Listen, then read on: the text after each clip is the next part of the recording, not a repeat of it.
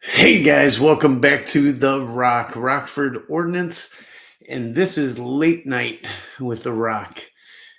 We've missed, this would have been the third week that we missed, and I gotta keep it down a little bit because somebody's sleeping right upstairs. Hopefully, you can hear me okay and see me okay. I think you can, but I couldn't miss this week, and well, tonight's going to be kind of a come clean night and just tell you what's been going on, why we've been so busy, why we missed a couple weeks. It's well worth it when you hear what's coming.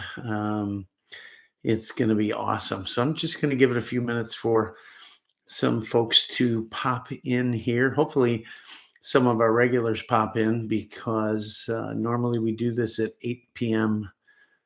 Central. And yeah, it's a tad late. So weeknights, I know a lot of you have to work and all. So let's see who pops in here real quick. We got a bunch of people coming in. And if you're not a regular, we'll kind of give you a little back story to the channel. For those of you new here, Rockford Ordnance is a firearms channel. We try and center around AKs, but we like all kinds of things, everything from ARs to 1911s to HKs, you name it, we cover it here. But it's mostly centered around military arms, the world's most popular rifle, or the country's most popular rifle, and of course, the Kalashnikov pattern rifle. So you'll see a little bit of everything here, and our Tuesday night firearm blogs have gotten fairly popular. So it's fun to see the same people pop in all the time, and we've got a nice little community going here. Again, it's late for my crowd, so I don't see a ton of people popping in. Chad O'Cull is here. That's cool. He's here quite a bit. And what's the other one? Lollyhead Gaskets. So yeah, we'll get going here. I still want to give it a minute, see if a couple more people pop in. But we missed the last 2 weeks, partially, because of a move. You see, there's nothing behind me. There's no Rockford Ordnance sign. There's no Kalashnikov blueprint back there. Everything's cleared out. This is the last live stream you will see from this location. And I don't really know what direction we're going to go other than you'll see some pretty interesting places over the next weeks, months, hopefully not more than a year. But where we're going is going to enable us to do some super cool stuff, and you're going to come along and see it all. Well, I guess I better get going because I don't see anybody else popping in here. But yeah, so as a lot of you know, I'm from Wisconsin, and I also was from Illinois prior to that, or at least people thought. I tried to spend at least half the year in Wisconsin, legal reasons, so, with firearms and that kind of thing, because Illinois is not necessarily the greatest state out there, right? But we kept a residence down there because of the kids and all, and we'd go back and forth, and it was just such a pain with filming videos, having to drive a long way to do it, all those things, and wanted to make the permanent move to Wisconsin. So I'm glad to say we finally did. And it's just not to northern Wisconsin, but southern Wisconsin. And we had an opportunity as a family to buy a place that worked for everything. One, jobs. That's what, you have to keep the money rolling in, right? So we could keep our current jobs. My wife works from home, and I can still be close enough to work where it would work. We lived in the country in all cases for the last 17 years. So we wanted to stay out there. And it seems like the older I get, the less I want neighbors. I guess I shouldn't say that. I want good neighbors. And I think good neighbors, like the old saying goes, good fences make good neighbors. And over the years, we had bought some acreage, and I used to be able to shoot. And then it got built up around us. Had somebody build behind us. I couldn't shoot anymore. Ironically, they put in a shooting range, and they could still shoot, but I couldn't.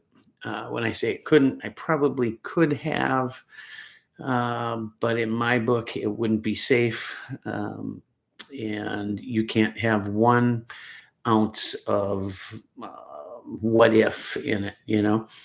I could have built a berm, this and that, but it just, either way, it wouldn't have been safe. It wouldn't have been too popular with other neighbors, and I just got sick of it. And then Illinois, with the assault weapon ban coming down and everything, was kind of the final straw. So although we had thought about it, I almost thought it was kind of late. Like, oh man, we might never get out of that place, interest rates were rising, fears of recession, all this stuff. And I thought, man, I bet I missed the boat, right? And of course, never in my life would I think Illinois values, as far as houses and property, would fall below Wisconsin, but it did. Wisconsin homes, property are worth way more now than Illinois homes because everybody's fleeing, right? So anything in southern Wisconsin, northern Wisconsin for that matter, is just going through the roof. So it was like, well, can we get out? Can we afford to at least do what we had, even though maybe we downsize, and all these questions, right? And as always, I always figure God has a plan, right? And we've had a couple of tough years, losing my son and all kinds of things, family issues, people getting older, having to care for them and travel and be near them, and just things everybody goes through, I guess, at some point in their life. But I figured, you know what? God has a plan. And we found a property that I just fell in love with. I thought it was perfect. And don't you know, we sold our house, and the day we sold it, went to call the realtor to put the offer in on the new property. It had sold the same day. And I was just, oh my God, nothing's going to compare. I was kind of down in the dumps, that kind of thing. And then my wife, being the genius she always is, she's always right, says, that other one over there was for sale. Why don't we just go look, see if it would work out? And it did, and it worked out better right now. So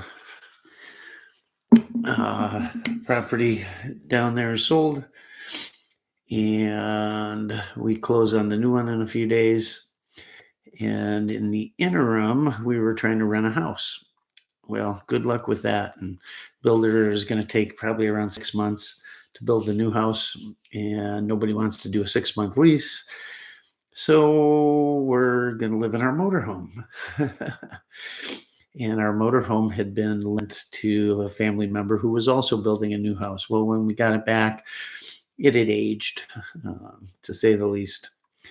And so we traded it in and got a newer motorhome, like gorgeous motorhome, plenty of room, even for the dogs and all. And we're going to be living in that while the house is built. We're going to try to live on the property. I'm going to try to get a pole building put up first that we can either park next to or in, get the electric run, septic, well, all of that. And we can be right near while the house is being built. So that'll be pretty cool. But the really cool thing is, and I never expected this, but through some other circumstances, we got a bunch of acres, and I mean a bunch. I'm not going to tell you how many. Let's just say it's more than 25 and less than 100. How's that sound?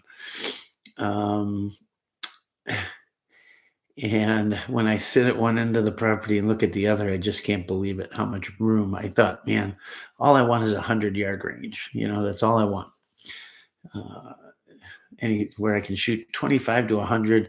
I always pictured in a perfect world I'd have one like Hickok 45, maybe a little valley with a wall to shoot into and all the steel set up. I love shooting steel. And God, that would be heaven for me. Maybe a nice shooting bench, or like Military Arms Channel has his little shooting shack. I could put some heat out there in the winter. Maybe if we got fancy and had some extra money, maybe air conditioning in the summer. Man, would that be nice, right? Shoot without bugs and heat and sweating and everything, and a camera system for the targets. And you see your head starts going nuts because it's your hobby and you love it, and you come up with these ideas, and maybe it'll all come eventually, not all at once, of course, but it's a work in progress. And when I say a work in progress, it's a monumental event just to move what we had accumulated over 17 years and 3 kids and God knows how many animals and everything else. So when you go to pack up, my wife's very, she travels light. Let's put it that way. She's not a saver, not a lot of mementos, things like that. She'd rather dump it and get new, kind of thing. And I save everything. She'll say I'm a pack rat, but everything I have has a purpose. And I did clean out all the junk, but just to move my hobby, the firearms, and what hopefully we turn into an FFL one day. That was the whole point of this channel to begin with. But I guess at some point you don't realize just how much you have until you got to carry every last bit of it.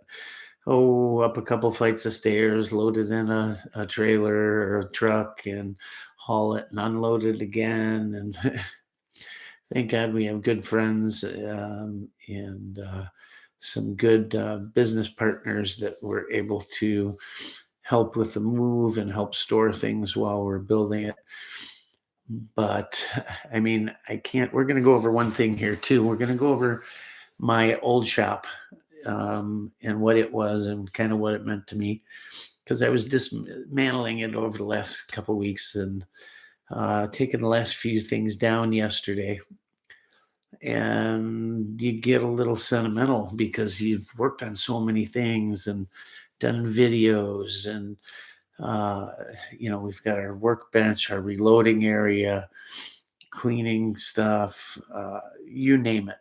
Not to mention, besides the guns, it's a workshop, a garage, everything. And my family raced motorcycles. That was our main thing as a family for 15 years. So the motorcycles we rebuilt, and working late nights to get to the race the next day, and all this stuff. And you accumulate things, and the pictures and posters and stuff on the walls. Every little bit of it means something. And there's an old saying that goes, show me a man's workbench and I'll tell you about who the man is, or tell you about the man, right? What projects he has going on laying on the bench, what accumulated things, tools, parts, mementos, what have you. And I've heard that. I don't know who said it, but I heard it years ago. And I think if it's that kind of man that he has a workbench, there's guys out there that don't care to work on anything, can't hang a picture, but typically I think your normal American male has his stuff, right? And he's going to fix, he's going to do, he's going to build, he's going to make things, going to keep the house up, his hobbies, his whatever. And a workbench does truly tell you who that man is and what he's about. So as I was taking it all down and just thinking about it all, and crazy. And there's some things that are up that phase is past, or maybe that hobby is past, or God, that car's gone, but I wish I had it, or tractor, or whatever. And just sitting there late last night after taking it all down and packing it up to go, and looking at it all and just feeling a little nostalgic and just everything. I don't know. So I'm going to show you a few things that came off the wall that are going to definitely go in the next shop. And I'm going to tell you a little bit about them because people, when I'm filming review videos and whatnot, tabletops, when we get back to the shop, people always comment, send me messages, emails asking about the shop, asking about what's that in the background. And I always thought about doing a professional background or green screen or something like that. And when I bring it up, people say, no, no, we like seeing what's there, what's on the bench, what's laying around. People would ask questions. What is that? Or why do you use that? Or what do you use that for? So I thought I'd go through some of this and we'll do a full breakdown. We'll do a video when we move into the new place and set up the new shop. And we'll talk about the old one and talk about the new one. And maybe you guys will give some advice. But yeah, it was just an interesting evening to think back at everything.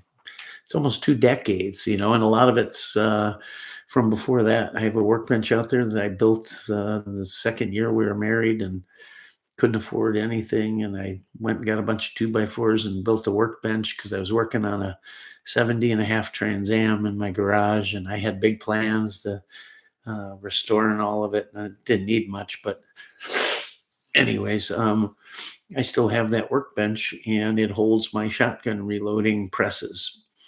So I look at that bench and the holes and the nicks and the marks in it and the vise mounted to it and all the other stuff. And every little mark reminds me of some project we did or engine we rebuilt or gun we put together or whatever. So it's kind of cool. So we'll get to that. But anyhow, I told you, a bunch of acres. We're going to build a house. Probably build it. We're going to build a ranch. We're getting older, guys. Don't laugh. You'll be here one day too when your knees hurt and your back hurts and you don't need to go up 20 flights of stairs. So never had a ranch home before. Always had 2 stories. So that'll be interesting. But a walkout basement and all, and a big front porch that's going to look at nothing but cornfields and woods and deer and turkey. The hunting is going to be incredible here already. There's deer stands all over the property. Lots of deer. Drove past it last night on the way to drop another load off, and a deer was bedded down in the ditch at the road and jumped up and went across the field. And well, here, I think for sure I'll be able to shoot 1,000 yards. And if I push it, depending on if there's some hills and waves to it, it's rolling farmland with about 20 acres of woods at the back. And depending on how the grade works out and where I put it and all, I might even be able to get out to 1,500 meters. Think about that. That's insane. I don't think I could hit shit at 1,500 meters, just so we're clear. I don't know if I can hit anything at 1,000. There's a lot of people that there's tons of people have never shot over 100 yards. There's not a ton of ranges out there for 200, and every 100 you go after that, it gets smaller and smaller and smaller. There's not a lot of ranges out there that big, but I should be able to, I know I'll be able to shoot 1,000 yards, 500 easily. And I'm thinking 1,500. I don't think I'll set up a range at 1,500, but I'll be able to, depending on the time of year and crops and this and that, I'll be able to get out to 1,500. We'll be in the woods overlooking a valley, the highest point pretty much in the area there. We'll be overlooking a valley, deer everywhere, turkeys everywhere. It's pretty far removed, so much so that when I was out there a couple of days ago showing my daughter, there was a raccoon in the middle of the day just ambling across the cornfield, across the stubble, not paying any attention. When's the last time you saw a raccoon in the middle of the day, unless it was rabbit, right? It wasn't rabbit. It was just the animals are left alone. From the back, the nearest road is well over a mile. Matter of fact, the road I'm going to have to put in is going to be about 0.3 of a mile. That in itself is going to be a lot of money. Might be driving a mud road for a while, but it's just going to be so cool. It's a deer highway. Literally, it's a center point where they all converge. The hunting is going to be great. The shooting is going to be great. It's an area to put a pistol range that's just a fallen away cliffside, basically, for a backstop. I'm going to cut trails through it for UTVs and whatnot. Big pole building for the shop. We'll be able to get our Cerakote up and running and at a retail level, hopefully. I've gotten a ton of feedback on that. Tons of you are emailing, messaging me that you want some jobs done and can I send it? And no, guys, I don't have an FFL yet, so you can't. I would love to, and I'd love to take a bunch of free projects just to get back in the swing of things and all. But not to say I won't. We'll probably run some specials and run some contests where we do some free Cerakoting. But I want to get that up and going, and then eventually the FFL. That being said, I'm super excited for it, and I'm going to include you guys in the building of the shop and putting it together. It's up in the air right now. Budget is a little fried because I didn't plan on property this big and things that go along with that, like the longer road and all that. So I don't know how big the shop will be. I would guess in a perfect world, I'd love it to be 40 wide by 60 deep. And the one thing I hear from everyone when I talk about pole buildings or storage buildings, garages, is that everyone, and I mean everyone that's done it, will tell you to build it bigger than you think you need, because they all wish, every single one of them wishes they had more room. It just runs out incredibly fast. People have recommended kind of staking out the floor plan or the size area you want your pole building to be, your shop to be, and then kind of either marking out the outline of the things you want to put in there or actually putting them there and seeing how quick that space gets used up.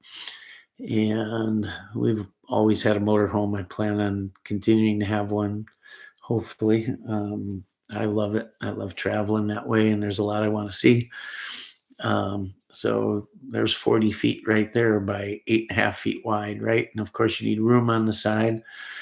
And then maybe you throw a boat in there, and then you throw a truck in there and a side by side. And with property, maybe you can get your hands on a cheap Bobcat.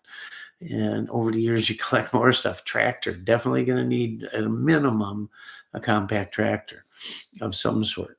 I kick myself in the behind for selling my Farmall that was completely restored. And while it wouldn't work as well as newer tractors with all the attachments, it sure was cool. And then your benches and Cerakote area, ovens, sandblasting, all of that stuff. And then just the mowers and all the equipment that you've collected. The space goes super, super fast.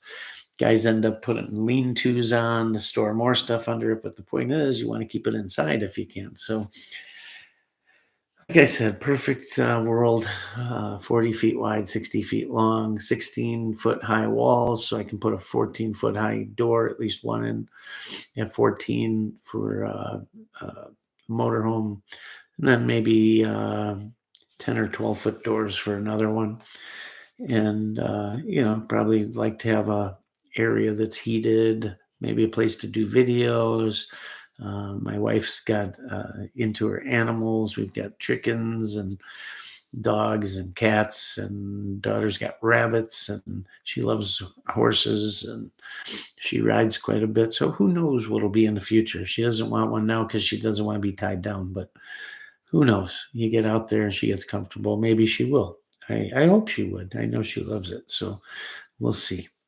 But point is, going to bring you along and kind of show you, and hopefully you guys have some pointers, or maybe you've been through it before and you can recommend something. But sure is nice to get everything out of the house and into a shop where you're not taking up space in the house and stinking it up, smelling it up, making dust and dirt and this and that. And you know how it goes. Um, yeah. And then you throw quads in there and all kinds of crap, trailers. Yeah, you end up with all kinds of crap to take care of the other crap, right? I wish I could just downsize and get rid of it all, but it doesn't work that way. Anyhow, love to get that up, and of course interconnect the range and all this other stuff. So it's going to be so cool, and I can't tell you how freeing it is to just feel. And I'm not saying that any of this 2A fight is going away, but it's such a relief to live and to move into an area where you don't feel like you're under the thumb, and constantly worrying about what law is coming down and all that stuff. And it's going to be so nice. And guess what? Can have suppressors. So that's probably the first thing I'll do is run out and buy a suppressor and get on the list, because that'll take 6 months, a year, I don't know. So we'll get that going, and man, it's going to be good. Going to get the presses fired up again and start bending some flats and making some receivers and building some kits and all kinds of fun stuff. So there will be a ton to see and a ton to do. And boy, it sure would be neat to have a range like Hickok, wouldn't it? I love that range. I love the steel. So anyhow, let's show you a bunch of the things I took off the shop wall some have been up there longer than others, but most 17 years, 15 years, 10 years. And some of it's from when the kids were little all the way up. My hobbies, from guns to tractors to you name it, just some neat stuff. And I thought I'd share it with you. And like I said, we'll do a shop comparison. We'll show pictures of the old shop and show you what we had there and explain some of it. Some of the stuff we use for building guns and the whole hobby, cleaning, Cerakoting. We'll go through all the equipment, everything we have. If you guys have questions, we'll answer them. And then we'll show the new setup in the new shop. And hopefully you find it interesting. If you're new to the world of firearms, you'll be like, holy cow, I got to get all this stuff to enjoy this hobby. No, a lot of it's gunsmithing and different stuff. So, but I can guarantee you'll end up with a lot of it if you're at all serious about the hobby. And I'm sorry, my camera doesn't seem to be focusing for some reason. I don't know. But you don't need to see me anyways. So like the title says, it is Coffee and Kalashnikovs. And as usual, I'm boring lately. I don't have my daughter in Michigan anymore to send me good coffee from there. But we got Dunkin' Donuts hazelnut. That's always good. Looks a little plain in here, huh? Without all the stuff in the background. But we'll have a nice new area to do these videos from. Going to be sort of like a news anchor desk setup, I think, with all the AK and other firearm paraphernalia in the back. I'm thinking some nice shelves, and it's going to be out in the shop. I don't know. I don't know what we're going to do. I think I'm going to make it a lot nicer. That doesn't mean spend a lot of money. Just make it a lot nicer. What neat stuff to see and all that. Let's see who's in here. I just saw John Crump News. John, thank you so much for stopping in. And guys, if you don't know who John Crump is, you certainly need to find out. You need to go over to his channel, John Crump News. He is in the top 3. And that's not saying he's number 3. He's number 1 a lot of days, let me tell you. But he does some of the best 2A work and reporting there is in the business, period. The gentleman's a professional. He could work on any news crew, any magazine. In fact, he does work for several organizations in different capacities, but he's out there bringing all of us the 2A news that we need to hear and spreading the word, getting it out there and fighting for every little bit we have, because it's a nonstop attack, guys. It's a nonstop attack. If you're going to do one thing, it's join an organization. Uh, whatever organization you like, join it. But there's so many good ones out there. GOA, that's where I put my money. They're the ones filing the suits, bringing them forward, turning things around. And John's there reporting on it, talking to the politicians and the attorneys and bringing it all to you and putting it in plain speak so you can understand what's going on and what you can do to help. And there's a lot of good going on and a lot of wins, but it's a never-ending battle. I wish maybe John has an updated statistic, but I know it was like toward the end of February, maybe beginning of March, and somebody had a statistic where in the first basically 2 months of 2023, there were more lawsuits bills presented and brought to the floor in Congress than there had been in the last 70 years combined. That's the push that's on. So ask yourself this: why this monstrous push? Why now? With all the other craziness going on, and without being a conspiracy theorist, think about it, guys. Why is there such a push now? Some could say, well, they smell blood in the water. Well, they had control of everything for a little bit, and if they were going to get something through, they were going to get it through now. But there's a bigger, longer, long-term goal and agenda, and I don't think any of it comes to fruition as long as the Second Amendment is alive and well. And we got to do everything in our power to keep it and to fight for it. So if you think it's over because of Bruin, or you think it's over because the pistol brace ruling is going away, hopefully. I saw a bunch of news tonight and I was getting ready for this, so I didn't even have a chance to look. I'm hoping it looked like good news maybe. But like I said, with the move and everything, guys, you have no idea. I'm moving.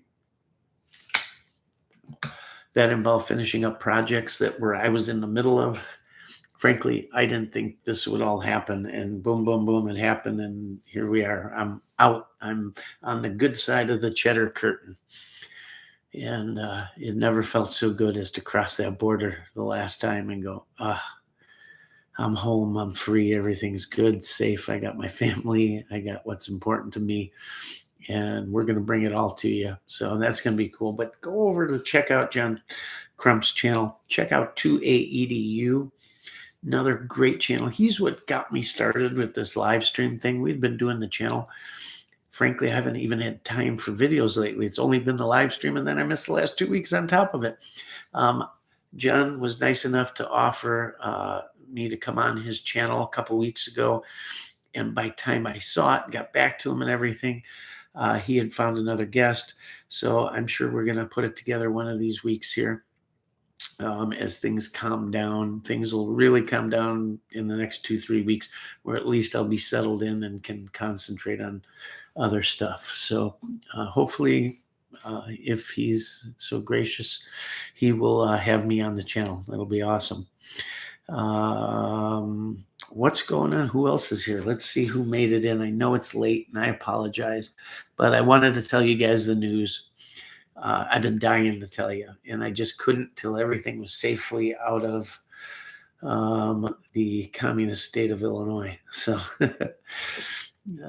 let's see who else is here. Chad, John Crump, hey to you too, John. Hattori Hanzo's in here. Good dude. Hickok and Military Arms have amazing setups. Yeah, wait till you see the rock setup. And we are gonna have a shoot. just like the 2A EDU shoot. Of course, he will be invited, and we'll. I can't open it to the public. I wish I could, but we'll figure something out for the long-term followers and all, and it'll be cool. The last one we had with 2A EDU, Chris showed up. God, I'm drawing a blank on his channel. He owns a gun shop in Indiana, and he brought a World War II Browning automatic BAR, and we got to shoot it on full auto. He had a Sten there, I think it was, or a Sterling, and we had my Garand there.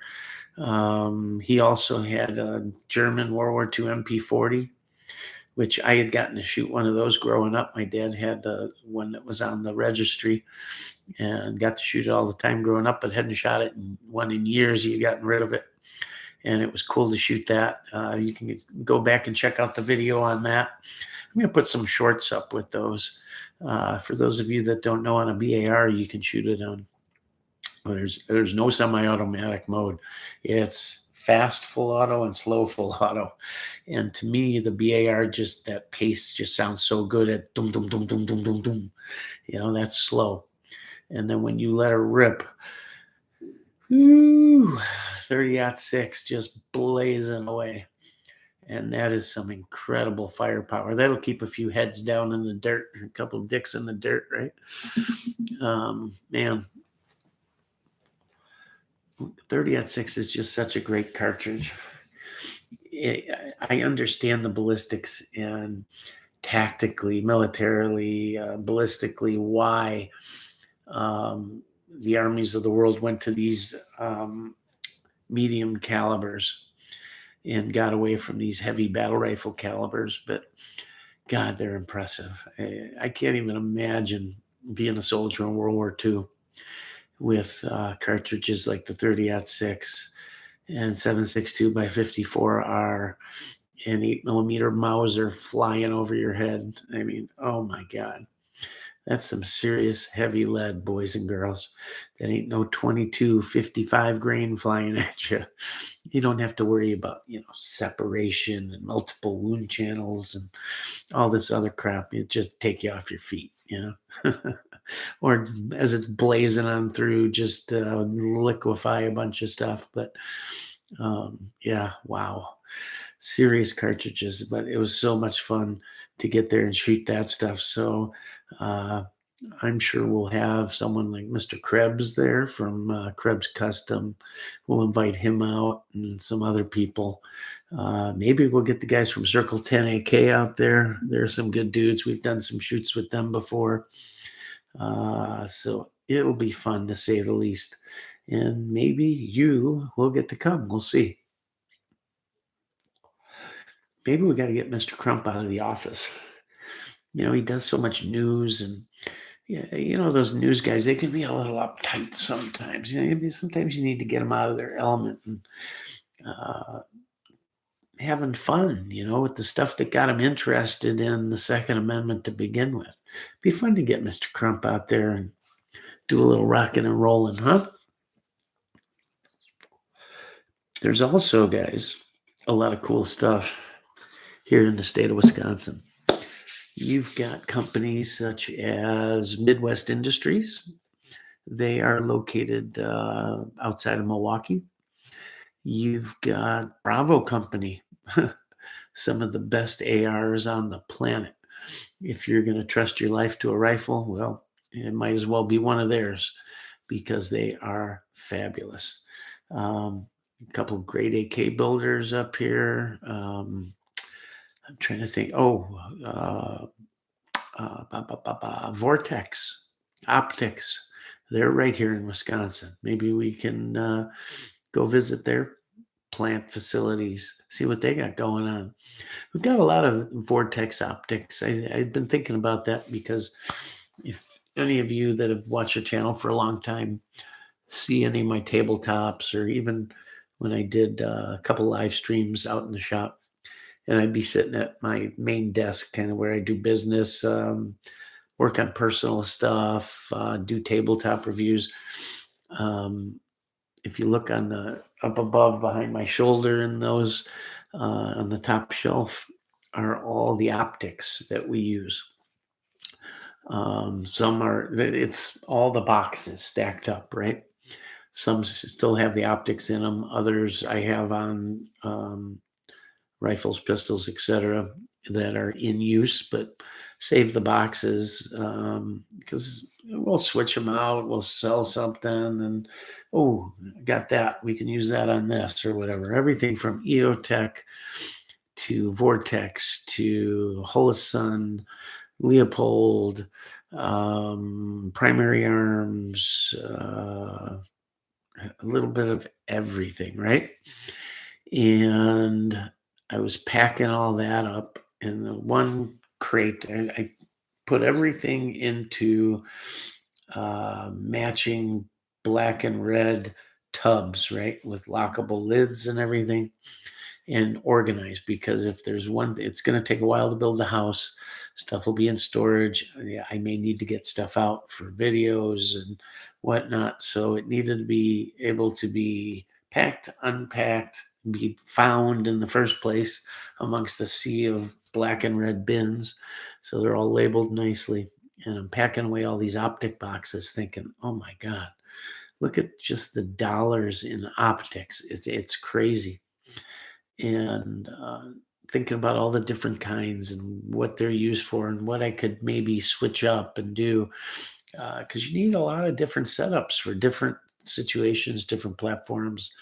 But I was thinking about Vortex. I never realized how many Vortex Vortex optics that we use on so many different platforms. Everything from their uh, micro red dots to their 30 millimeter tube red dots to um, their variable power LPVOs, to their cheapest scope of all. I think I've got I think it's a 2x4 power or something like that. A little cheapy scope. I don't even know I had it, but it served duty building when you build up a quick rifle and need to throw something on it, throw it on there.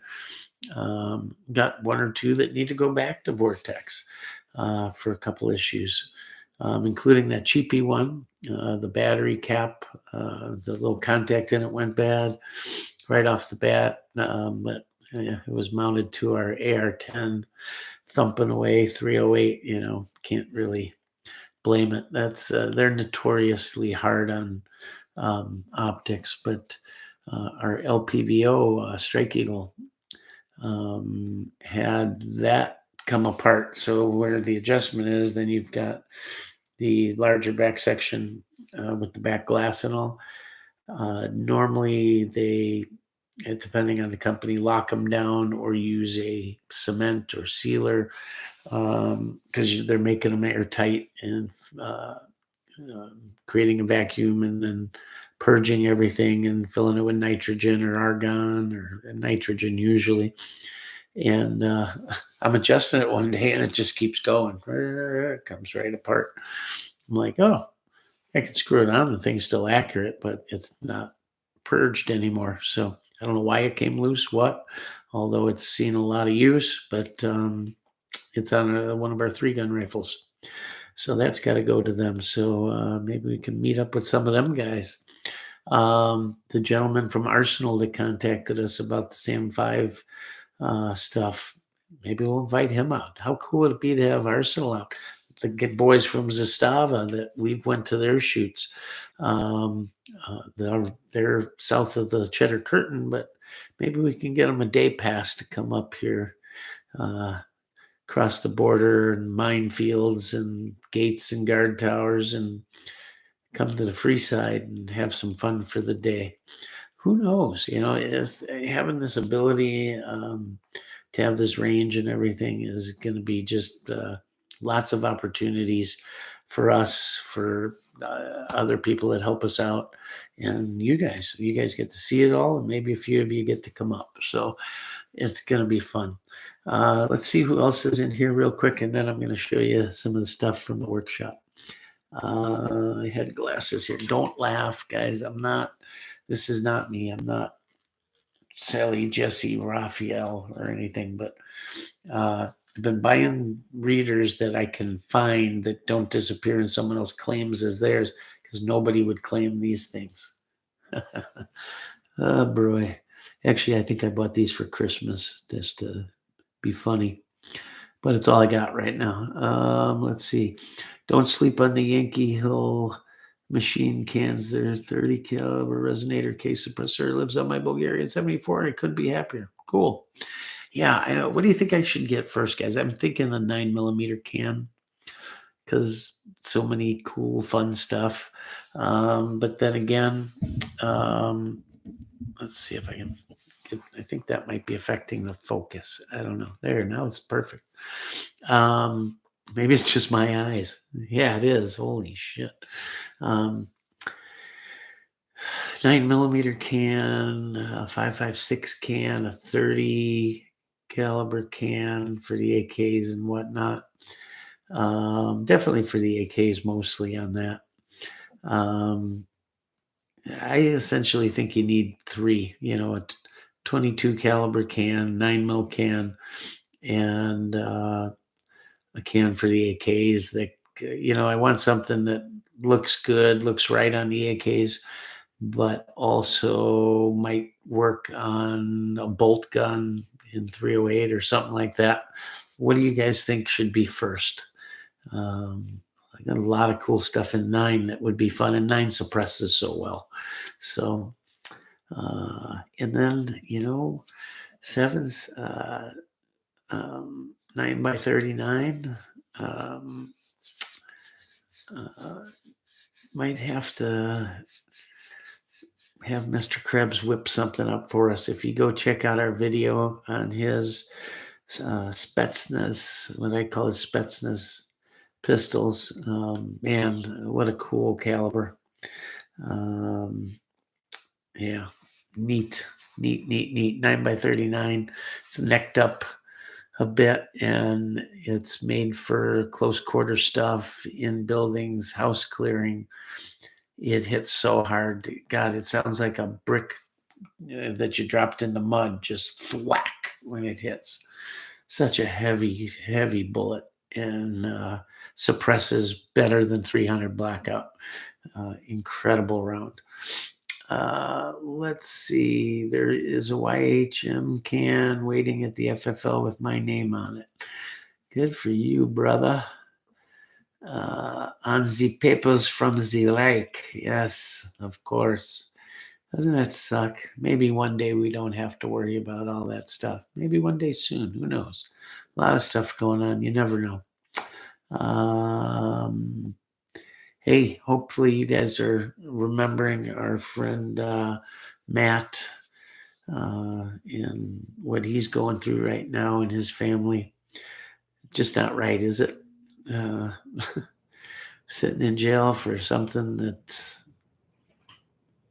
they called a machine gun, a drawing on a flat piece of metal. Amazing that we can call it a machine gun. Not we, but, the Reich. It's a shame what's going on. Hopefully, what they're doing for him, the appeal, and I think they're asking him to throw the case out. We'll see. I don't know. FPC and GOA are awesome. Yes, they are. Guys, anytime you got a little extra money, it all helps. Whatever you can afford. Everybody's got different budget. $5, $10. Send it to them. It all helps. The amount of lawsuits they have going and the money that is just churning and burning is unbelievable, and you need to keep that engine pumping. So whatever you can afford to send them, know it goes to a good cause. Give them what you can when you can, because they're doing the job, unlike some other organizations that have been popular in the past that really are doing nothing and have actually hurt us. What's everybody? 2A Lives Matter. Gabriel Bush III, how are you, sir? Serbia just passed sweeping gun control, even going after ammo. Curious how that impacts us. Serbia. Serbia had really decent gun laws from what I understood.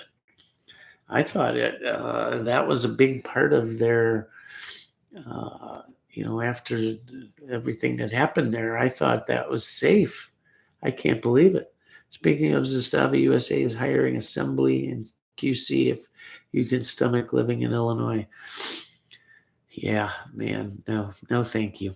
I literally, guys, thought I was stuck there forever, that I had missed out and wasn't going to get out. And by God's good graces, we had the right people, the right realtor, the right people came along, because I had a unique property in a small town, a wonderful town. I can't say anything bad about the town I lived in down there. Little farming town, less than 1,000 people, outside of Rockford, Illinois, hence Rockford Ordinance.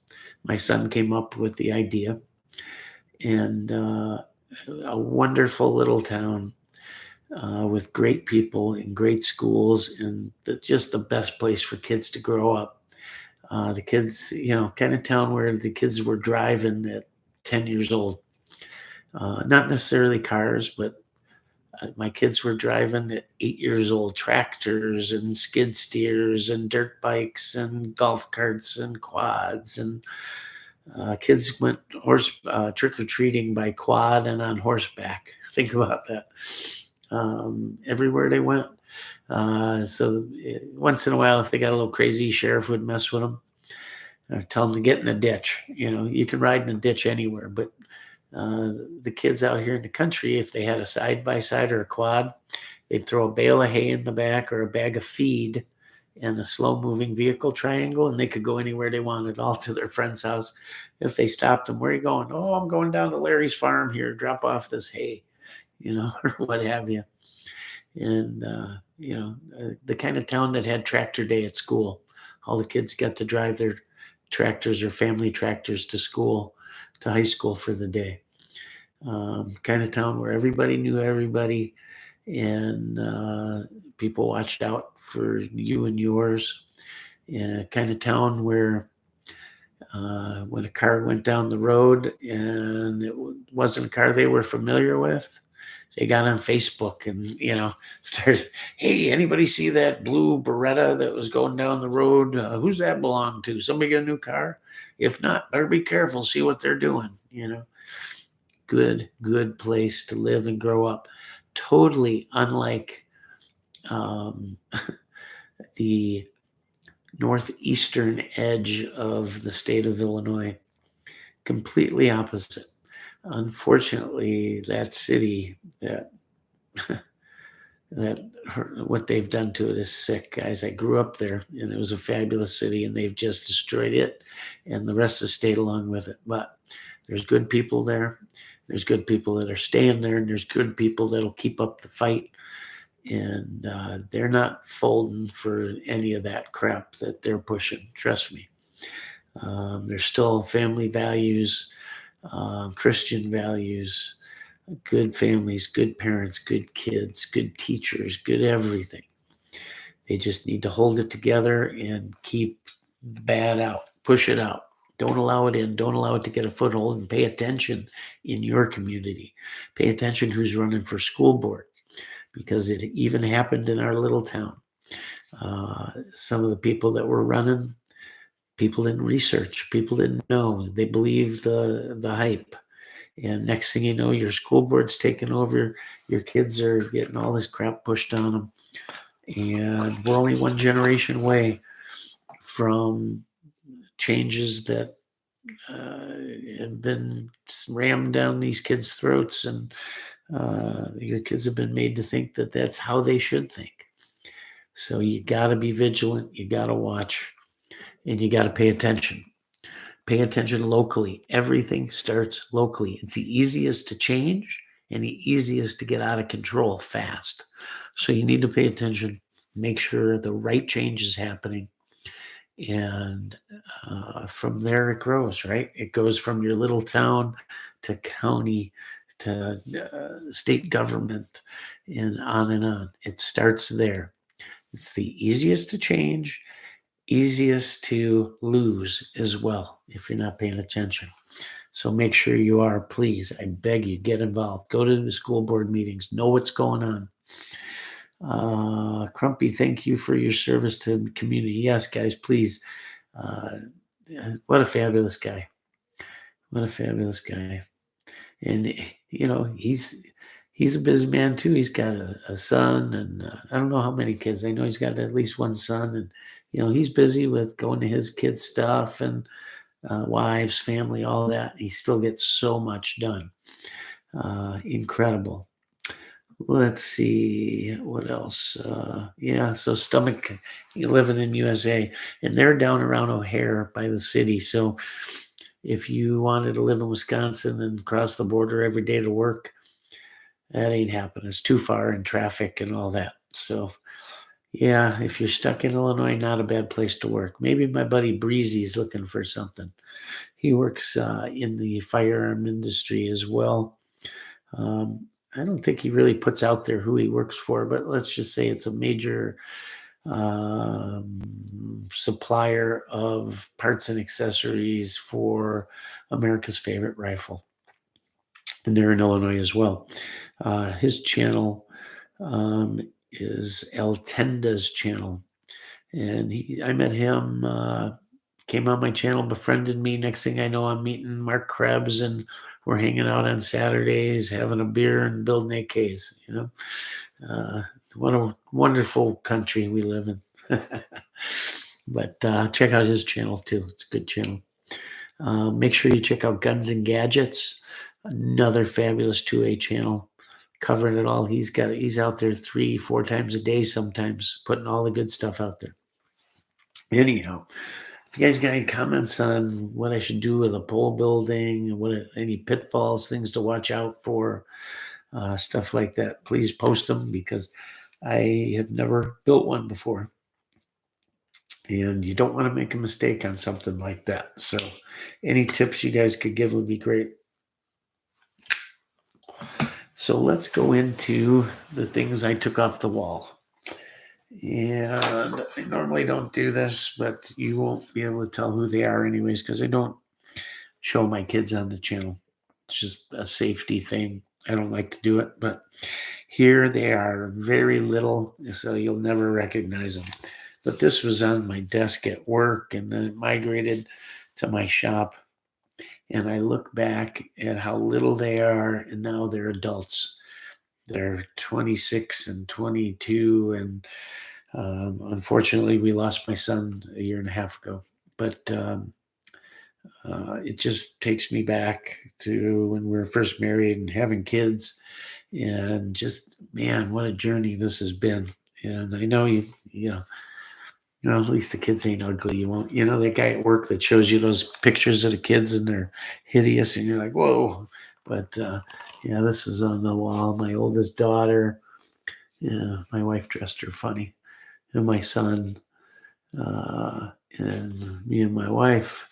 Look at the hair. Look at the bouffant. That's Elvis hair there. And our Weimaraner, my hunting dog. We've had 2 other Weimaraners since then, but that just kind of showed me how far I've come. I mean, I can't believe we were down there almost 20 years. So my kids started in my shop before the guns and all. I was a trained auto technician, certified ASE technician. That's all I ever wanted to do was be a mechanic. I loved motorcycles. I loved racing motocross and riding, and when I was a kid and everything. And it transferred to my son. One day we were on the couch. I'm snoozing on a Sunday, and TV's going, and he comes in, and I kind of open one eye, and he's leaning on the couch watching the TV, and Supercross is on. And he wakes me up. He's like 3. He says, "Daddy, what's that on TV?" And I said, "That's Supercross." He doesn't say nothing. He's watching. He turns around. He says, "Nope." He goes, "Those are jumpy bikes." I said, "Yeah, they're jumpy bikes." And he says, "Can I get a jumpy bike?" And I said, "I'll tell you what, when you learn how to ride your two-wheeler, we'll get you a jumpy bike." So I'm snoozing on the couch, and my wife wakes me up I don't know, a little while later. Says, "Why don't you go look in the garage, see what your son's trying to do?" I walk over, and he's got some totally inappropriate tool trying to take his training wheels off. So I go out there. I said, "You sure you're ready for that?" He says, "Yeah, I can do it." I said, "Well, they're not going back on if you can't do it." He says, "I can do it." So I think I took him out the street, and we lived on a cul-de-sac. I ran alongside him for 2 steps and let him go, and boom, down the street he goes. And he's going, he's doing really well. And then he's coming to the cul-de-sac, and there's an island in the middle. I'm like, oh shit. He goes around, that sucker comes back, puts his feet down, stops. He says, "Okay, Dad, we go to Jumpy Bike Store." I'm like, oh shit. I turn around, look at my wife. She's like, "You said it." I said, "Well, hold on, kid, you know." And then we're out there, he's riding a little more. He says, "Can you build me a jump?" He saw the neighbor kids doing it. So typical, like every kid's done, you get the bricks out, stack them up in a piece of plywood. Yeah, like 5 minutes after he started riding, he goes off this thing, launches it, lands it, puts his feet down, says, "We go Jumpy Bike Store now, Dad." I'm like, oh man. Like most people, I'm broke as hell, right? Broke as a joke. Can't afford to buy the kid a mini bike or something. And so I said, "Well, I'll tell you what, we'll go to Jumpy Bike Store." So I took him to the local store, and they had little Suzuki 50s and stuff. And I rode Yamahas, Cowies, Hondas, a lot of Hondas. And he fell in love with this little Suzuki 50. And I had been out of racing for a long time, so I didn't know where the kids were starting. In my day, we were on YZ80s, XR75, stuff like that for racing. And I didn't even know they had a 50 class. So he'd bug me, and I'd go take him down there every week, every day off. He'd bug me. I'd take him down there. He'd sit on it and, work the throttle, and the guy's probably getting pissed off at us. And I said, we're thinking about it and this and that. Well, finally had enough money together. And my wife said, "Yeah, go ahead." So I called the guy and said, "Hey, yeah, I'm the guy who brings his kid down there every week for months on end." I said, "I'd like to buy it for him. It's his birthday," and blah, blah, blah. So he says, "No problem. Pick it up Wednesday." So we go down there. I get out of the car. He goes running in as usual over to the spot where the bike's always sitting, and it's not there. And I come walking up behind him. He turns around. He looks up at me, and you see the lower lip start shaking. He's going to cry. Where's the bike's not here. Somebody bought it, Dad. And the guy says, "Oh, you like that Suzuki, right?" He said, "Come here." And he motioned at my son over, and he follows him. We go in the back room, and the yellow Suzuki sitting back there with a big bow on it. And he's just kind of looking at it, and he's touching the handlebar, and he's looking at the bow, and he's not getting it yet. And he doesn't want to sit on it, because it's not the one he was always sitting on. The guy says, "Go on, sit on it." And he looks at me. I said, "Yeah, sit on it." So he sits on it. He's looking. I said, "That one's yours. See the bow? Happy birthday." Oh, my God. You have no idea. Makes me well up right now. But had I known what that little 50 would have turned into, he was kind of a prodigy. And he progressed really fast. It went from that 50 to weeks later. Well, the first day, he ended up in the hospital with, I forget exactly. I always used to say it was 86 stitches, and that's how we got his number, but it wasn't that many. But he hit a fence. He had a helmet on, but it was too big. It blew back, and it cut his head open from here all the way down here, back up and back to here, pulled a whole flap. I see he was going in circles, had the governor on, and the circles kept getting bigger and bigger, going faster and faster, and bam, into a fence. And I heard him scream really loud, so I knew he's okay. My wife was there. She had come over finally to see him ride. He wanted to show her. And she's running over there. I'm running over there to get the bike out of the fence that he damaged, so I don't have to pay for the fence, right? And I turn around after picking the bike up, making sure it's okay. I turn around and look, and my wife is a block down, running full steam with him in her arms, and the dogs are running with her. And I'm thinking, what the hell? Oh my God, she's probably pissed. So I go walking back from this big park we were at, and I'm halfway home, which is only half a block, and I hear sirens coming. I'm like, huh. I get to the front of my house, and my wife's sitting by the mailbox with him wrapped in a blanket, and there is blood everywhere. I mean, blood. You know, faces bleeding, all it's pouring. And I look at him, and I said, "What's wrong?" And she didn't want to scare him. She said, "His head." And I look, and because of the swelling, it looked like his skull was pushed in, and I thought I just killed my kid. And my knees buckled. And I got my composure. The ambulance pulls up, and they're trying to put an IV in him. His little arms are that big around, you know. And neighbors are coming over, and somebody's yelling at me, "Hey, you put a kid that young on a motorcycle, blah, blah, blah," whatever. And they couldn't get the IV in his arm because it was too little. I mean, literally, his arms were he was 3.5. And I finally told the ambulance driver, in more colorful terms, screw the IV, get him to the hospital, you know. So the one guy said, "Yeah, let's go." They're loading him up. My wife's getting in with him. She says, "Grab my purse and the insurance cards." I go to run in the house, and my knees give out again. I sit on the bumper for a minute till I was so dizzy. I grabbed the stuff. I jumped in my van at the time, and I'm following the ambulance, blowing red lights. And my cell phone rings. It's my wife, and she says, "The driver says to slow down, and if you blow one more red light, they're going to have the police pull you over, blah, blah, blah, blah, blah." Oh, screw them. Followed them in there, and long story short, everything turned out okay.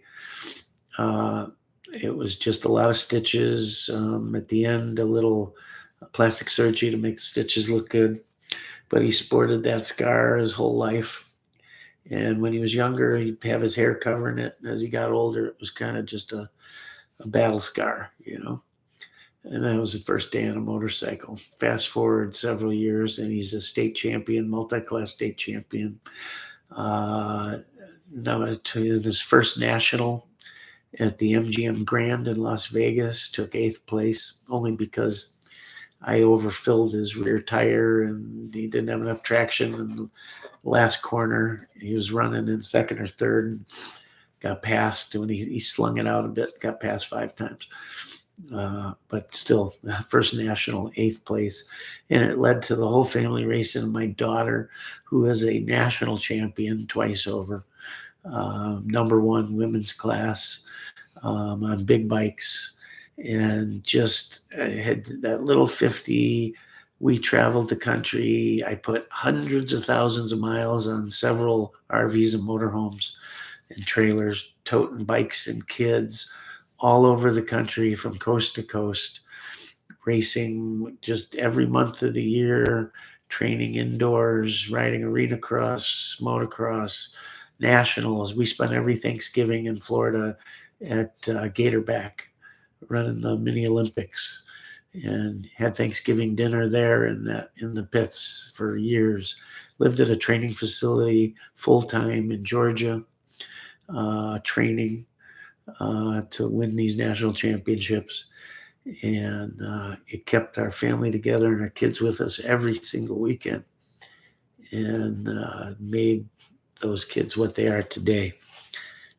They wanted to be with mom and dad because we did cool stuff. And my son later said, he said, "You know, Dad, I took it for granted that while other kids would have killed for any kind of mini bike, let alone the custom race bikes he had. He says, I took it for granted that there'd just be another bike and my practice bike and my race bike, and we're going here and there. And other kids would kill for some beat up old ratty bike. And it never fazed me. I just thought that's how life was, As he got older, he said this. And he goes, I'm sorry. He says, well, he gave it his all. But he says there were times when I took it for granted, didn't push, didn't go. There'd be times when I could tell. The most amazing kid, amazing talent. He could ride like your jaw hit the ground, like a ballet dancer out there. Put that bike wherever he wanted, in the air, on the ground, past people like they're standing still. I'd watch him. He'd be tooling out there in a race, big race, tooling around like it's a Sunday joyride, right? And all of a sudden, somebody's on his ass or blows by him, and he's like, oh, shit. And then just, walk, gone, He could turn it on and off like that. And the challenge always was to keep his head in it and to get him to perform at that 100%, or even 90% would have done it, but all the time, and keep his focus. And it's hard. And this went on from, he started racing at 4, and the last daughter, my oldest daughter, quit racing at the age of 24, maybe. So all those years of doing that all over the country, and getting home from work and having to rebuild 3 motors till 5 in the morning, pack the trailer and motor home, and send my wife off with the kids. And I had to go to work. I couldn't go to races. Somebody had to pay for it, So I'd work on I'd button up the last motor and last bike at 4 a.m., jump in the shower, go to work, work all day, and then jump in my car or on my Harley and head out to the track to meet them for Sunday's races. I miss Saturdays a lot, but and then put the Harley in the trailer with the other bikes and drive home with the family, or fly into wherever we were. And my wife, God bless her soul, man, you can't do it with one parent. You just can't. And she was everything from the parts manager to here's a girl she's pretty slick, but there's not many women that are as mechanically inclined as she is. She understands. You show her once and she gets it. She can put a clutch in a bike. She can put rings and piston in a bike, chains, you name it. And it's not because she wanted to, it's because she had to. If I wasn't there and something happened, she had to be able to have these bikes up and running at high performance levels, She could jet a carb if you wanted to. All kinds of just amazing. Drive that motorhome, 37, 38 feet long with a 20 some odd foot trailer behind it with an extended tongue. She's 65 feet long, going down the highway at 80 miles an hour with her hair on fire, trying to make the next race. 8.5 feet wide through the mountains. You find me another girl does that. And keep the kids dressed, fed, safe, gear, clothes, laundry, ordering my parts so I can keep the bikes together and go do it again. The only thing she won't do is drive at night, and she won't back the rig in at a big race where things are tight. If I'm not there, I think she just, I don't know, bats her eyelashes or flashes a little leg and gets somebody to pull it in for her. But yeah, amazing. Absolutely amazing. On all parts, on the kids' part, my wife's part, my part. The first time we qualified for a national championship, other than the Vegas one, but the big one, Loretta Lynn's, it's called. My daughter was the first one to qualify. My son trying to qualify I can't tell you how many times There's always mechanical issues or something just at the last second. Heartbreaking. But my daughter, the first year, we were at a qualifier in Illinois, actually.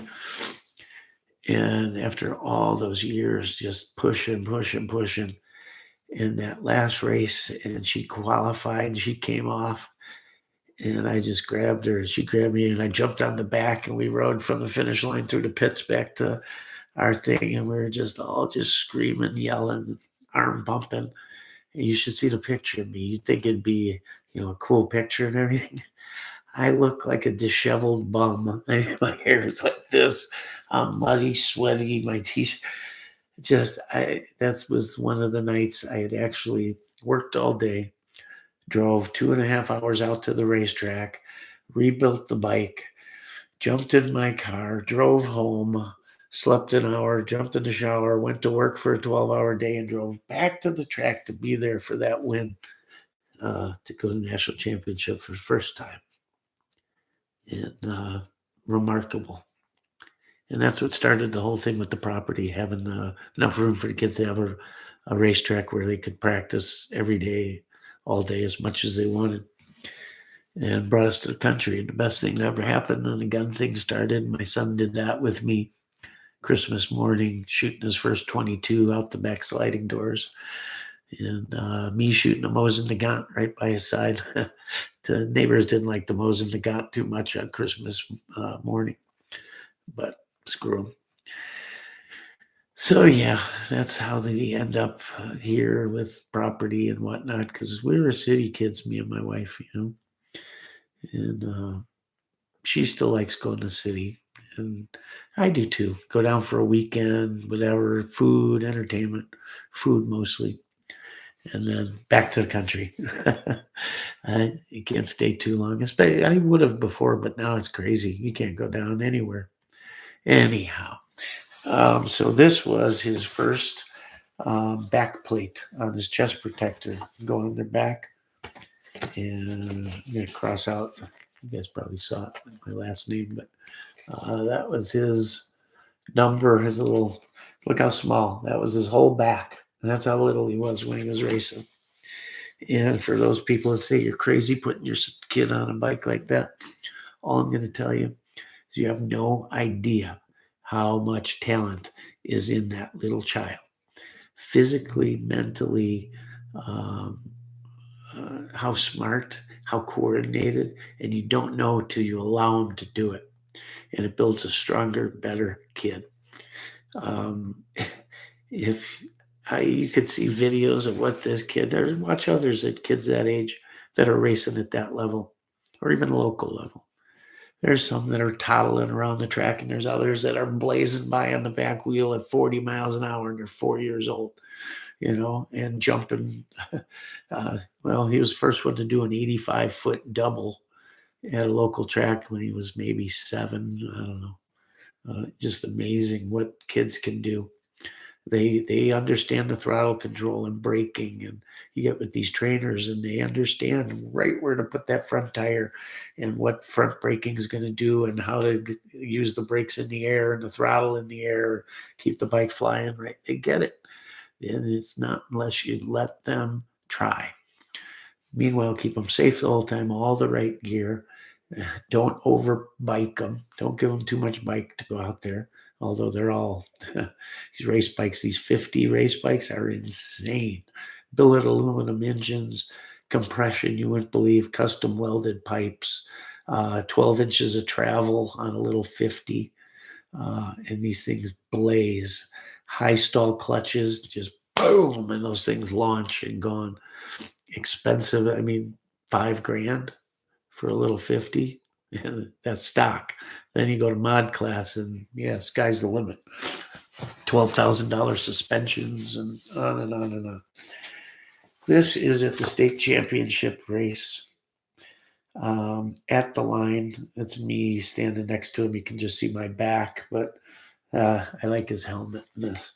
And there he is. That was at the line for the state championship. He won it. And we were on KTMs there for that 65 class. He was probably 7, maybe. I think there. And there's another picture of him in the same race, same bike, same gear and all. I got him in the air, jumping over the finish line, winning the state championship, but I can't find that picture unless it's in here with it. But these were all on the wall behind my benches and all. And here's one. That's a reloading chart, trim size for every shell. There is what you have to trim the brass to when you're reloading. RCBS puts this out, and I laminated it, and I refer to it all the time when I'm redoing brass. That's always on the wall. Here's one. This was state champion. Oh, you'll get to see the little 50 race bike. So this is the smallest class. This is junior 50 class. We raced for a company called Cobra, and they build the most badass 50s on the planet. And this thing was just God, I wish I would do anything to have this bike back in my possession, because this is a bike he raced the MGM Grand in Vegas and won the state championships, everything. He was the first kid ever to win in the AMA district, double class champion, both motocross and stadium cross, supercross. He won both that year as a junior. And here he is, cool American flags there. I'm not sure if this was the state championship, but I think it is. Yeah, there he is. And he's 4 or 5 there. And that bike, unbelievable, the sound. You have no idea how loud it is. Billet aluminum engine, billet wheels, hand-welded exhaust, silencer, Renthal bars, just a cool bike. Yeah, that's a cool picture. And then we get into Dad's Harley mode. We were at the 95th or the 100th anniversary up in Milwaukee. For those of you guys that know, I ride a Harley Heritage Springer, a 97 FLSTS. Love it. Would not have any other Harley. They'll make a new Harley, I'd buy. Family's talented. My daughter runs Division I track. She graduated from Central Michigan, and now she's running track for Kent State while she's doing her master's. But there's the track team for Central Michigan Division I. And she's right here. That's her. So yeah, we got a lot going on. Here we go. Here's one. This was at a national championship, Branson, Missouri. And let me see. This is senior 50s. So same engine, but a bigger frame and wheels and suspension, inverted forks, everything. And that was at Branson. Cool picture. And then my favorite tractors in the world, Farmall. And I had a Farmall H, all restored, like brand new, gorgeous, fun to ride, kind of a parade tractor. And that was on our truck, Mojo Racing. And so my son, his name was Jonathan, and we called him Jono. And Moji was his nickname, came from Mojo. And that became Mojo Racing. Hornady reloading. Fred, a watcher of the channel, sent this to us. And when we were doing the by 39 project, 762 by 39, trying to accurize that load, and to this day I have not had much luck doing it. I don't know what I'm missing, but I just couldn't get it. And last but not least, reserved, highly parking only. And the rest is everything you see from the gun world out there, which when I took these down off the wall, everything else was already boxed up. But you're going to see it all come out in the new shop, and we'll show pictures of the old one and share all that with you guys. And when you look at someone's workbench, next time you walk in someone's garage, take a look what's on the workbench. What are they working on? Are they fixing a vacuum cleaner? Are their motorcycle parts laying there? What kind of motorcycle? How old? What kind of motorcycle? Is there guns? Is there a gun vise there? Maybe like a Magpul block to hold an AR, reloading machines, tools, mechanics. What's on the walls? Trophies. There's a million trophies out. So I literally have a room that's probably 14 by 10, filled every square inch with trophies from racing motorcycles, the kids. And in his first year, there were enough trophies to fill all of it. I mean, unbelievable. I have a picture of him next to a 7 by 12-foot trailer, 12-foot Hallmark trailer, and enough trophies. He's standing in a sea of them, in the middle of them like this, with the trailer behind, Mojo racing his bike when he won the state championship. Trophies taller than him, and enough trophies that they wouldn't all fit in the trailer in his first year of racing. The kid, put it this way, the kid that we raced against week in and week out for years, and juniors, 50s, 50 seniors, 65s, he beat him constantly, all the time. Rarely, once in a while, they'd go back and forth. He is now the professional pro class 450 world champion, Supercross. And that was that boy, my son, was the one to beat him week in and week out. Not saying he would have had he still been here, but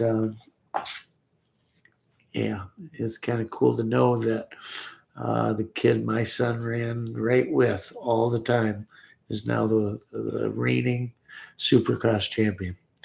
Kind of cool. I'd like to think that he made him that fast, to be able to win that. It's cool, and it's neat to see this kid win it. It's a good kid. Anyhow, I wanted to tell you, we're out of Illinois permanently. We're here. I can tell you the truth now. We were going back and forth, I stayed in Wisconsin as much as I could, tried to be there more than half a year, residency, all that. But I was in Illinois a lot and just didn't say anything about it just because of everything. But now we are free. We are in Wisconsin. Got this monstrous property, and we're going to have this range and a cool house. But everything's up in the air. We're living in our motorhome, and with the 3 dogs and all. And I'll bring a video and show you all of it. But that's why I haven't been on the air for the last 2 weeks, because it's been crazy between real estate closings, attorneys, builders, work, moving. I even fit in a little trip to Vegas while we were there in between. And everything else you have to do as a dad, a husband, a father, a homeowner, building and we moved with 10 chickens. I'm living in a motorhome. We have an English Mastiff, 2 other dogs, a cat, 10 chickens, me and my wife. And we're homeless. Sound like fun? For 6 months to a year while they build the home? Yeah. So let's fast forward. Let's visit this video 6 months from now. See if I'm still sane, or if my hair is any more gray, or if I lost it. I don't know. But we did it once before. We'll do it again, and I'm looking forward to it. I really am. looking forward to all the fun in this property, and I want to get, when it comes to firearm hobby, you can bring a lot of other things into it. It's the kind of people we are, right? We're survival or survivalists or preppers, maybe, or we're just people that know how to get by, right? No matter what. And I see this as another step in it. Things can get bad out there. Maybe they will, maybe they won't. Who knows? But I want to be ready for it. Worked too hard all my life to give it away to somebody or lose it to somebody. And yeah, just fend for yourself. Well, with this, there's a lot of tillable acreage there that I'll lease to a farmer for now. But it's probably more a fantasy than anything. But sure would be cool if I could raise those crops, harvest them, all of that. We'll definitely have a big garden. That's something I think we both really want to get into. It's hard to do. I tried it. I didn't do too well. Got some radishes, tomatoes, green peppers, but the rest of it all went to crap. But I'm going to try. Yeah, a lot of hunting opportunities now, deer everywhere. We're putting a house in one corner of the property so I can leave the rest how it is, both the tillable and the woods, because I want those animals. I want the deer there, the turkeys, so many neat things to see and do. These huge cranes, I saw a pair of them the other day, eagles. I've seen raccoons out there already, turkeys all over, like I said, all kinds of neat animals. I enjoy hunting. I eat what I hunt. I like pheasant hunting the best, bird hunting. I'm for sure, I think, going to try to introduce pheasants there. I haven't seen any yet. There might be some because in the area we're at, they don't do this clean farming where they rape everything. There's no hedgerows, no fence rows. That's why you lose pheasants' habitat. The coyotes get them, the foxes get them, the raccoons get them. So I'm going to introduce some farm-raised birds, and me and my friends can hunt. We'll buy them, put them out there, hunt. The ones that get away, get away. Hopefully, I may just throw a bunch out there at the end of the season or beginning and just see if they'll reproduce, see if they'll can hang in there. Meanwhile, we'll be keeping the coyote population at bay. I've never hunted coyotes. I have the ability to. I know some guys with the night hunting and all these thermal scopes and everything. Something I'd like to look into. I know they're a lot of money, but there's other ways to do it cheaper, at least to get into it. We could always sell a few things, raise some money for a thermal, right? Bring you some coyote hunting. Where we're at now, it's funny. I can tell the years by two populations. One year, spring will come, and there's rabbits everywhere. There are holes in my lawn with nests with baby bunnies everywhere, and there's rabbits hopping all over in the ditches, along the roads, lawns, farms. You see rabbits everywhere, and not a coyote to be found. Fast forward 1 year later, no rabbits anywhere, zero. Can't find them. Maybe occasional one or two, but there's coyotes howling from every direction around you. I could step outside right now and there'd be howling from every direction, like you're surrounded. I've had them run right across the back of the property, right next to the house. Taking a pee one morning, looking out the window while I'm taking a pee, and right underneath me, there goes the coyote. I never see them standing still, ever. They're always running and almost at full tilt, or at least a pretty good jog. So I assume they're hard to hit. But 223, and I've got perfect rifles for them. So it's going to be fun. like to do something with the pelts. They're beautiful animals, but frankly, they kill off too many game animals, especially the birds, pheasants, all of that. Too much damage. Plus, we have a little Chihuahua that I adore, and if something was to happen to him, I'd hate to even think about it. So we're going to keep the coyotes at bay out there, and whatever else it takes to get the pheasant population up there if I can.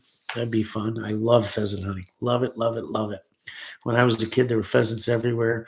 We'd take our 870s and we'd go out after school and get wild birds. And we had a farm to hunt about the same size as the one we're going to be on now.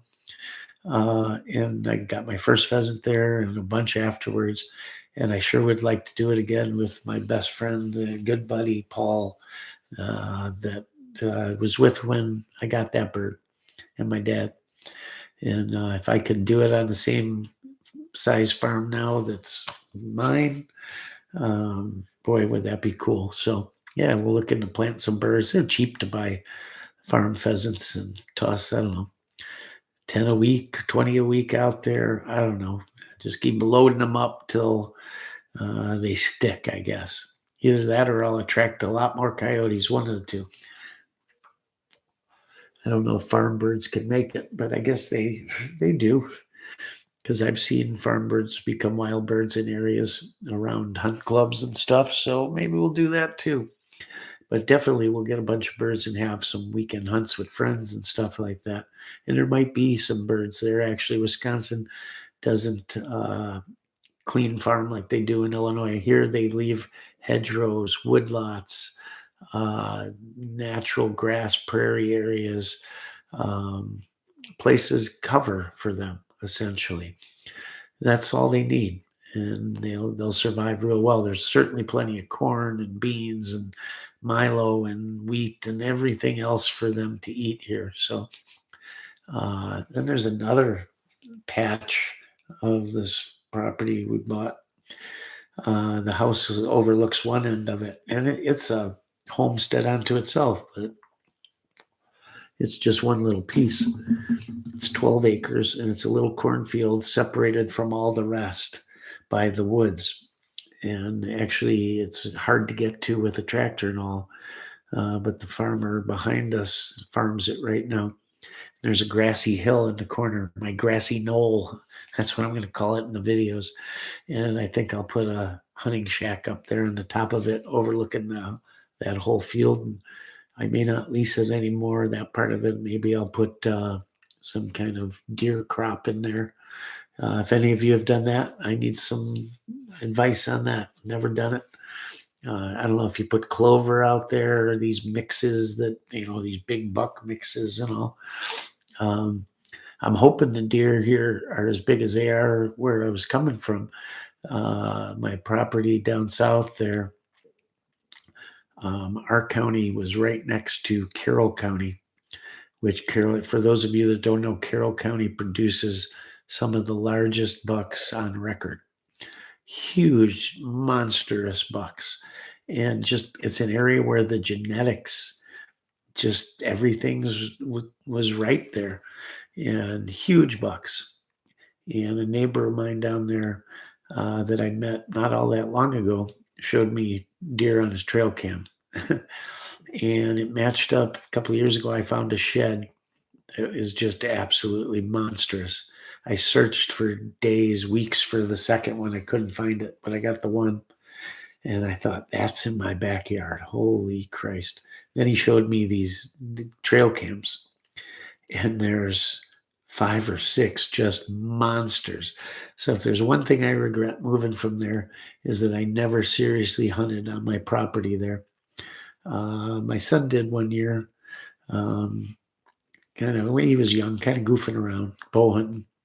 But I wish I had I had seen at least that buck a couple times, and I saw non-typical, crazy, non-typical, like you'd see in a magazine or at Cabela's or on one of at a sportsman show, where they have these deer heads, the biggest ones, Pope and Young, and they travel around to these shows. I've never seen one in one of these shows like this one. Driving to work one morning, I pull out of my driveway, go to the end of the road, and I make a right, and I'm half asleep. I got up so early and I'm going to work. I had a 2-hour ride to work. I turned the corner and I just it was like I was half asleep. I didn't even notice till after. So it's running alongside my car in the ditch. And I'm accelerating and it's accelerating and I'm not paying any attention. Like, huh, look at that, neat. And I remember looking over and going, why does he have a bush on his head? I thought he had like a piece of a tree or something, a bush on his head is what I thought. This huge thing. I thought he got caught up in something or, well, this deer's running alongside and it turns and I'm probably doing, I don't know, 30, 40. He jumps over the highway in front of me into the ditch and gone. And I'm looking at him. It wasn't a bush on his head. It was all non-typical antler shit. Just huge intertangled points everywhere. Insane deer. Insane deer. And I asked neighbors and people that live around us, had they ever seen this deer before? And nobody had until I met this neighbor not even 8 months ago, probably. He grew up on my road. His dad's a neighbor 3 doors down. And that's where those game camera pictures came from. He didn't have a picture of that buck, but he had seen it. And there's no mistaking it. Crazy. And why I never put in any time hunting, I don't know. I should have. Just didn't, whatever reason. I don't know. Too much else going on. But now here where I can have multiple stands and woods and fields and man, it's going to be what an opportunity. And I feel so grateful and thank all of you for what you guys do. Thank God, thank my wife, my family, that I am lucky enough to have this life essentially. You know, I'm not rich or anything like that. I've just been worked hard, I guess. And to be able to enjoy a little of this as I get older, it'll make everything worth it, kind of. Get to slow down, enjoy. I think the older I get, the more I just enjoy what I have. I don't need more. I mean, here I am talking about this new property and all. I don't need more. I just need our place. That's all. Family, friends, home, and enjoy what God put here, and nature and animals. And, you know, some people say, well, hunting, you know, it's not about that. The older I get, the less I hunt. But I like to be able to hunt, and I think you should have the freedom to be able to hunt. And there's nothing better than putting the time in and being able to ethically and harvest them and put them to good use and enjoy them. Yeah, eating them. I love steaks and stew and backstraps, and my wife not so much, but yeah, why not? Enjoy nature. And I enjoy watching the deer through binoculars as much as I do hunting them. They're amazing animals, and turkeys too. You know, some states they consider them big game. Very smart, incredible ears, incredible eyesight. They see movement extremely well, and a very tough quarry. It really is. People might think, yeah, I think a lot of people that don't hunt don't know, think, oh, big bad hunter out there with his high powered rifle taking a deer, you know. They don't know. Obviously, we know they don't know what they're talking about. That deer has every advantage over us in the world, and that rifle don't mean much when they can smell you, see you, hear you. They're long gone. Make one mistake, and they're gone. And the same with turkeys. Turkeys are tough. It always seems when you don't have a gun in your hand and a license and it's open season, they're everywhere like rats, right? Coming down the road on your front lawn. I got a buddy at work who gets attacked by them almost every day. And then going to work, going out to his car, they attack him. There's like 12 or 14 of them, and these two big male turkeys that go after him. They've messed up his car, scratched it, all kinds of stuff. But yeah, put a gun in your hand, some camo on, and sit next to a tree and see how many you see. It's amazing, isn't it? It's like opening day. There's deer everywhere in the field, and then opening morning, must be an underground bunker somewhere. A lot of deer in it.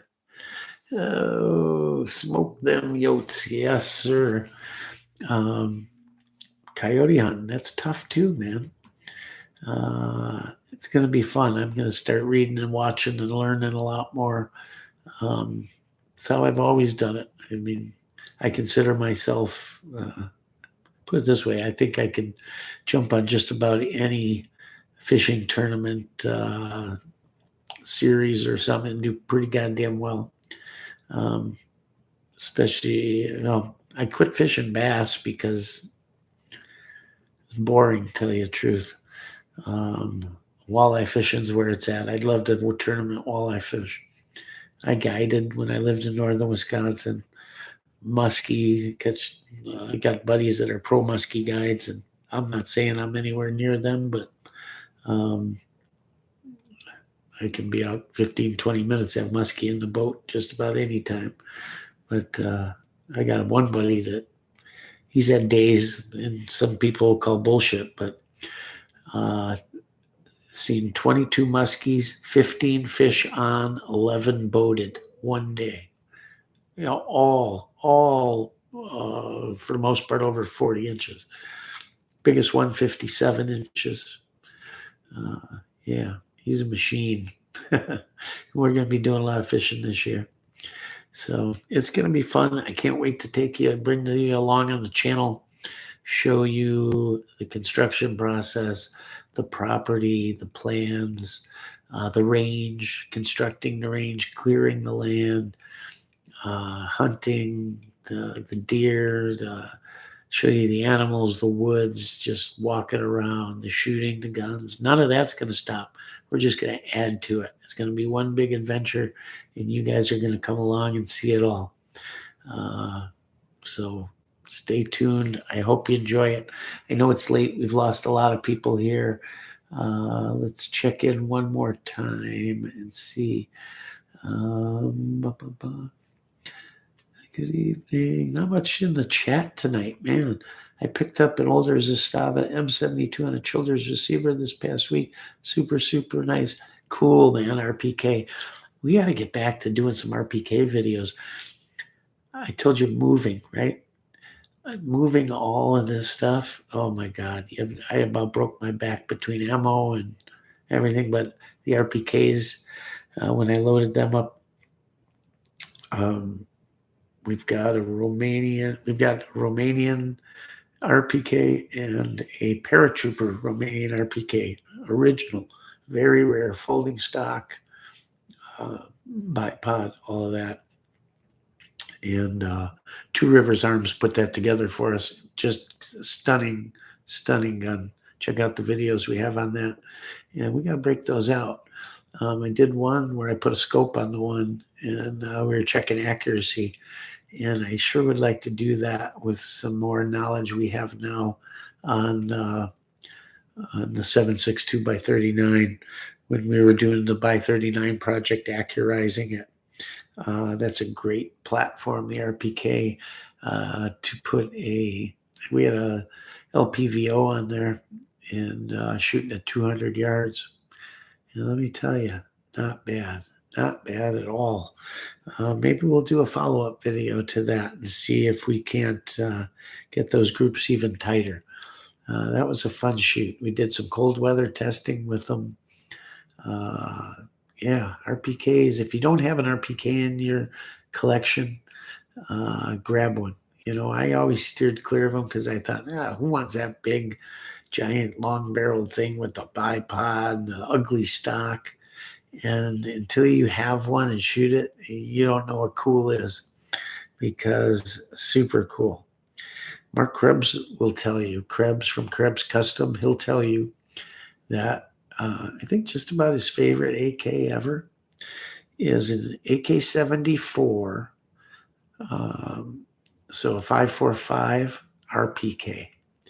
He says it's just so smooth, and in full auto, of course, because he's an SOT. He says you never run a gun until you run that. He said it's just amazing how much accurate firepower you can put in range, because the low recoil and just he says it's his favorite. So a lot to be said for that. When someone like Mr. Krebs says that's the way to go, I listen, right? When I used to be an investment commercial, when so-and-so talks, people listen. It's probably what you should do with someone like Mark Krebs. Or Rifle Dynamics was out in Vegas. Went to Machine Gun USA or Machine Gun Las Vegas, whatever it is. Had a good time. My buddies did. It's, I've done it a ton, so no big deal. But we had another one we went to, an open house the other day, and my other buddy got to shoot a 50 BMG bolt action. Actually, I shot it too, with a nice scope on it, and plunked them in at 200 yards like nothing. And it was really neat. What struck me as weird, because for once I could hear it and everything, I was shooting at steel. 50 BMG bolt action with a hell of a muzzle brake on it. And even though the recoil was substantial, I could hear it hit the steel. And I was kind of shocked by the delay of how long it took that round to get to 200. It just seemed longer for some reason. I thought it'd be much faster. I thought it'd be similar to maybe, I don't know, 5.56 or 7.62 by 39 at 100 yards, but it was boom, ding, I don't know, just different. Anyhow, I wanted to get this out there to you guys, tell you the good news, tell you what's going on, tell you we are free, we are out, and big plans, and I am excited. I had to tell somebody, and I'm sorry I haven't been on for 2 weeks, but you can understand with everything going on. I'm going to try to keep up to date. I've got a bunch of stuff filmed. Promised you an Uzi video and some other stuff. Bunch of stuff on the pre-band stuff we got. And going to get it out there as quick as I can for you. But please just bear in mind, I've never been so busy in my life, and exhausted, and anxiety levels and everything else with everything going on. So thank you for coming. Thanks for watching. Thanks for checking us out. Sorry we're late today, and I'm sorry there's not enough people here in the chat tonight. If you're new, please come back at our next podcast, 8 p.m. Central, right here on Rockford Ordnance Channel, KOFFEE and Kalashnikovs. It's not just Kalashnikovs. We talk about everything. Anything in the gun world, any platform. I like to tell my stories a little bit about everything that goes along with the firearms, right? Because life is life. Firearms are cool and all of that, but there's a lot of other cool stuff out there goes along with them, right? The equipment, the experiences, hunting, knives, you name it. I don't even have a knife here to show you for our blade of the week because everything's packed up and gone. So I am going to lay my head down, sleep for a few hours, and jump in my truck and say adios, Illinois, in just a few short hours. And other than to come down for my favorite hot dog, I won't be back. And it's a shame, frankly, because I grew up here in Chicago. I love the little town I was from down here, this little farm town. I love it. I wish I could transplant it 30, 40 miles or so to up and over the border, and it'd be great, but I can't. I'm going to miss a lot of people from that town, and a lot of memories. And yeah, that sucks. But those that are close enough will be up to see me, I'm sure. A lot of them are my son's friends, and they're, of course, always invited. Doors always open for those boys. Uh, so I'm looking forward to it. And I hope you are too. We're going to have, like I said, a lot of cool videos. Come along, check us out. And I can't wait to fire the first round out of an AK on the new range. And we'll do that, of course, long before the house gets built and all that. I just got to get a road in and get the motorhome situated and get everything ready to go, and then we'll get out there. But by next week, you should have a video of me at least tramping around the property and showing you where things are going to be. And we'll do a mag dump or two just for posterity, kind of a welcome home thing. So stay tuned. And until then, check out some of our older videos. I'll get another video out to you this week, and we'll see you next Tuesday for another edition of Coffee and Kalashnikovs. Thank you all very much. If you like what you see, think about giving us a super chat down there. It's the little dollar sign down there. You can click on it and donate any amount you like to the channel. It's what keeps us going. Most videos are demonetized on here because, well, you know. And yeah, it helps out every little bit. We appreciate it. It goes right back into the channel, whether it's ammunition, bringing you guns to review, what have you. But yeah, thanks again. We love you all. And as always, Rockford Ordnance out. Have a good night, guys, gals.